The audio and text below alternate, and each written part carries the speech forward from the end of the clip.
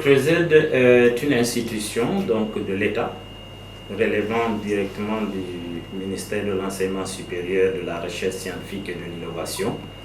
Nous avons comme titre direct rapproché la Direction générale de la recherche, la DGRS.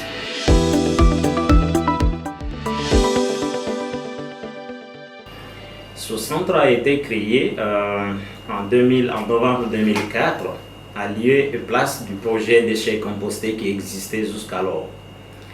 Et donc à partir de fin novembre 2004, le projet déchets compostés a été pratiquement reconverti carrément en centre de recherche vu la problématique des déchets en République de Guinée. Nous avons donc un service administratif et financier, nous avons un secrétariat scientifique et 3 sections, à savoir une section collecte et transformation des matières biodégradables, une section formation suivi, évaluation et une section de recherche et vulgarisation. À côté de ces 3 sections, nous avons mis en place avec les réformes engagées par son Excellence Madame la Ministre de l'Enseignement supérieur et de la Recherche scientifique, Dr Diaka Sidibé, d'autres structures pour améliorer la gouvernance au sein de ce service. Il s'agit donc notamment de la mise en place une cellule d'évaluation de la performance. Nous avons mis en place une cellule genre équité, une cellule de passation des marchés et un bureau de caisse sociale. Voilà un peu comment est structuré actuellement le CRESED.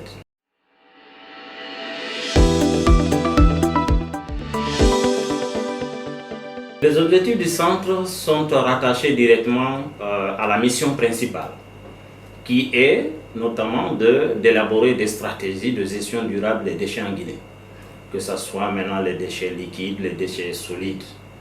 Donc nous œuvrons donc dans le cadre de la valorisation des déchets.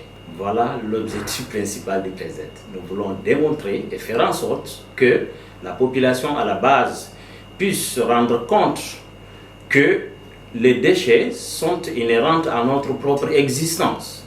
Mais pour autant, ça ne devrait pas être un handicap. Il faut plutôt chercher à trouver les voies et moyens permettant de réorienter ces déchets dans la chaîne de valeur.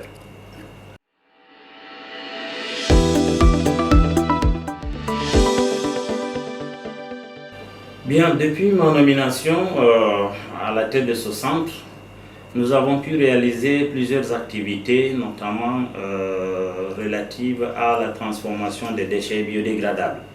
Il est important de souligner que nous sommes encore très limités dans notre rayon d'action, compte tenu justement des moyens financiers mis en place et des équipements disponibles. Cependant, nous nous battons tant bien que mal à faire en sorte que le CRESED puisse émerger. Nous avons donc une plateforme compostière située à Lansanaya, dans la commune de Matoto, où nous transformons le biodégradable en compost, entendez comme compost. Le produit issu de la décomposition des déchets biodégradables qui peut être justement utilisé pour la fertilisation des sols, autrement dit, pour booster un peu le rendement agricole. Alors le compost que nous produisons n'est pas du tout vendu sur le marché, car nous produisons du compost à basse échelle, mais il est plutôt orienté dans le cadre de la recherche. À travers la collaboration avec les groupements de femmes maraîchères de la Basse-Côte et la Fédération paysanne du Fouta-Djalon, nous avons pu expérimenter ce compost sur certaines variétés de cultures, notamment sur la culture de la pomme de terre, sur la culture du gombo, sur la culture du piment, sur la culture de l'aubergine, sur la culture de la pastèque à Mafereya.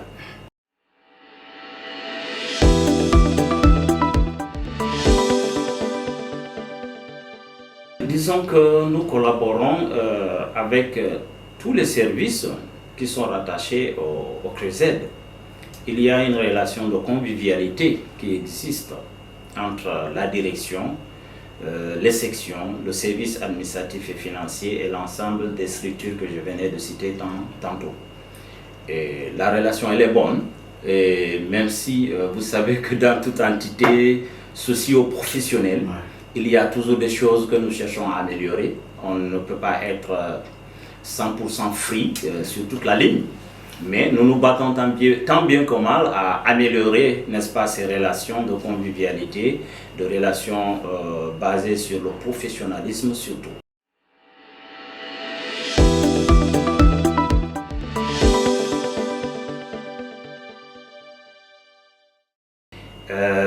Au prime abord, nous avons élaboré un plan stratégique de gestion durable des déchets et pour le développement du CRESET, au profit justement des populations à la base.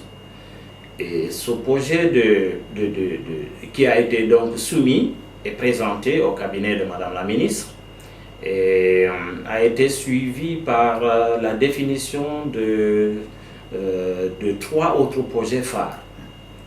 Premièrement, un projet d'installation d'une unité de compostage moderne, donc une usine de fabrication du compost à base du biodégradable.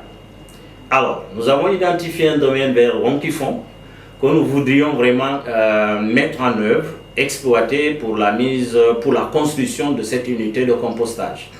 Des partenaires existent, notamment le Danemark, à travers le CTCN, Climate Center Technology Network, qui s'était engagé depuis d'ailleurs 2016 à financer cette installation. Malheureusement, il y a eu beaucoup de problèmes. D'abord, pour un début, c'était un problème de domaine. Ensuite, avec la nouvelle équipe gouvernementale, en tout cas notre ministre s'est engagé à épauler ce projet pour que ce projet puisse voir le jour. Et ensuite, un autre projet qui est consacré donc à la valorisation des déchets industriels. Vous savez que l'usine de Fria qui existe et qui exploite la bauxite de Guinée, et transformant cette bauxite en alumine, génère énormément de boue rouge. Et cette boue rouge, au départ, était enfouie dans des puits que l'usine avait creusés pour enterrer ces déchets-là. Mais malheureusement, il y a un débordement, ces puits sont complètement remplis et sous l'effet de la gravitation pendant l'hivernage, ces boues rouges s'écroulent donc vers le fleuve Concouré qui est en train d'être pollué. Et si rien n'est fait, nous tendons vers une catastrophe écologique. Voilà pourquoi le CRESET a voulu prendre le devant pour définir très rapidement un projet de valorisation de la boue rouge que nous avons soumis d'abord au département, ensuite à l'ONUDI, l'Organisation des Nations Unies pour le développement industriel, où nous avons également demandé aide. Également, nous avons envoyé des courriers au niveau de l'Agence française de développement et même à la Banque mondiale. Pas plus qu'en novembre dernier, nous avons soumis ces différents projets au niveau de la COP27 en Égypte. Ces projets ont été adoptés, consignés dans un document officiel du ministère de l'Environnement et du Développement durable intitulé « Projet sectoriel de mise en œuvre des engagements climatiques » que vous pouvez voir. Alors, nos 3 projets sont là, complètement ficelés. Nous avons ces 3 projets. Dommage que jusqu'à présent, nous n'avons pas pu amorcer la mise en œuvre de ces projets, mais en tout cas, nous ne baissons pas les bras. Le département de l'enseignement supérieur sait que le CRESET est en train de se battre et nous allons continuer de nous battre jusqu'à ce que le Grand Conakry et les différents centres urbains de la République de Guinée puissent sortir de l'état d'insalubrité que nous connaissons aujourd'hui.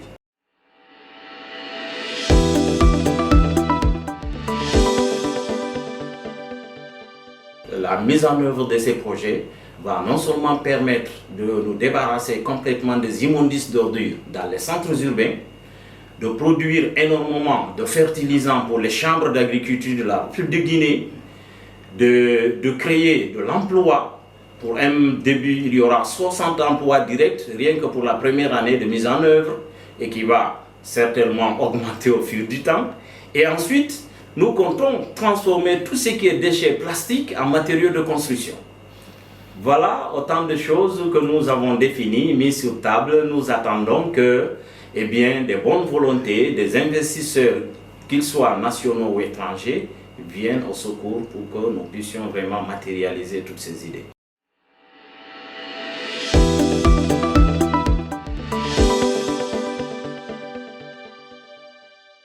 Nous sommes en partenariat donc avec d'autres institutions de la République, à savoir l'Institut agronomique de Guinée, l'IRAG, avec qui nous avons un partenariat qui a été scellé. Et ce partenariat vise justement à redynamiser nos activités. C'est-à-dire que nous produisons parfois du compost que nous ne pouvons pas, parce que nous ne le vendons pas. Il est important de l'orienter vers les structures beaucoup plus spécialisées, parce que nous ne sommes pas des agronomes. L'IRAG étant une structure à vocation agronomique, alors ce partenariat a été scellé pour que le CRESED puisse fournir des quantités importantes de compost qui seront éventuellement utilisées dans l'expérimentation, dans les différents programmes d'expérimentation de l'IRAG. Ça, c'est un. Deuxièmement, nous avons un autre partenariat scellé avec l'ISAB de Farana, qui est également à vocation agroalimentaire et environnementale, et avec qui nous comptons développer justement une relation solide basée sur deux axes. Le premier axe, c'est l'expérimentation toujours du compost aliment de l'IRAG. Le deuxième axe, c'est celui du renforcement de capacité des cadres du CRESED. Vous savez qu'à l'ISAB, il existe une école doctorale. Nous avons là des chercheurs qui n'ont pas encore le PhD. Alors nous voulions inscrire certains parmi eux au niveau de cette institution pour que ces chercheurs soient de plus en plus qualifiés. Nous avons également d'autres partenaires. C'est vrai que ces partenariats, ces autres partenariats ne sont pas complètement formalisés, mais ils existent. Nous sommes en partenariat donc avec le laboratoire de chimie inorganique appliquée de l'université de Yaoundé 1. C'est d'ailleurs mon laboratoire où j'ai fait pratiquement mes travaux de recherche en thèse. Nous avons continué à garder le lien. Nous travaillons avec eux dans le cadre de la mise en valeur de la boue rouge de l'usine de Fria. Il y a également d'autres partenaires étrangers, notamment les laboratoires des matériaux de l'université Claude Bernard de Lyon et l'université Laval.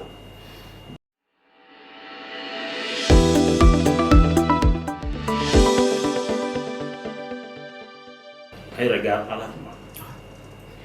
Disons que c'est difficile de le dire, mais il faut le dire.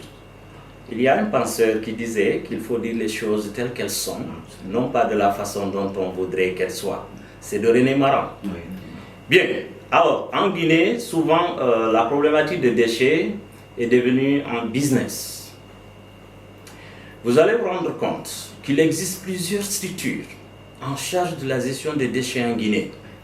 Des ONG, des structures tantôt étatiques, mais tant qu'il n'y a pas de conjugaison d'efforts de l'ensemble de ces structures qui se disent à vocation environnementale dans le cadre de la gestion des déchets, il ne sera pas facile de voir le bout du tunnel.